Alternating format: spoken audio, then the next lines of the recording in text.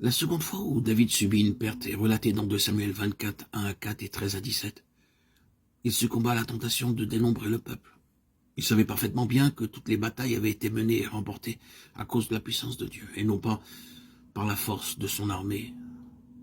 Mais par orgueil, il voulait s'assurer qu'il avait une très grande armée sous ses ordres. La conséquence fut que Dieu le punit, et que 110 000 de ses hommes périrent. Il était sur le point de détruire Jérusalem, mais il retint sa main lorsque David confessa son péché sur l'air d'Ornan. « Seigneur, j'ai péché. J'ai commis une iniquité. Mais ces brebis qu'ont-elles fait? Que ta main, je te prie, soit contre moi. » Alors Dieu lui pardonna, et ce même lieu devint l'endroit où Dieu allait construire son temple.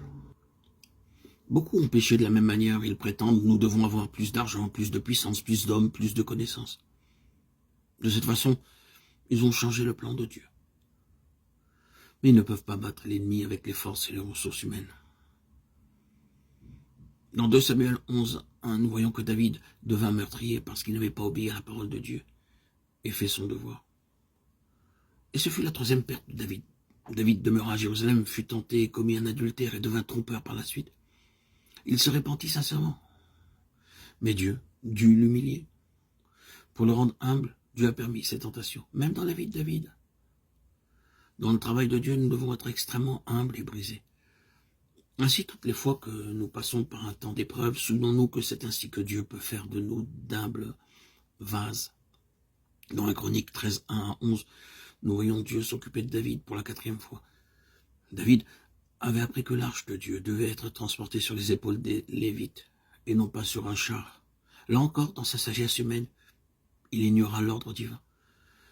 Les Philistins avaient renvoyé l'arche de Dieu sur un char neuf, et David commença par imiter les Philistins, ce qui enflamma la colère de Dieu. Tout Israël vint avec une grande ferveur, chantant et dansant au son des harpes pour amener l'arche dans la cité de David. Mais toute la procédure employée était contraire à la volonté de Dieu. David pensait qu'une très grande procession et un défilé militaire plairaient à Dieu. Mais ils ignorèrent complètement le plan révélé de Dieu. L'arche devait être portée par les Lévites, mais elle devait être transportée sur l'épaule. Ainsi le jugement de Dieu passa et David craignit Dieu.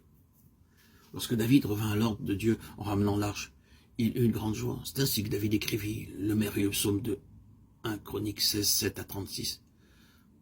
Peut-être avons-nous la même intention que David. Il pensait qu'en apportant quelques changements, il ferait une meilleure impression. Mais dans le travail de Dieu, nous ne devons jamais changer l'ordre de Dieu.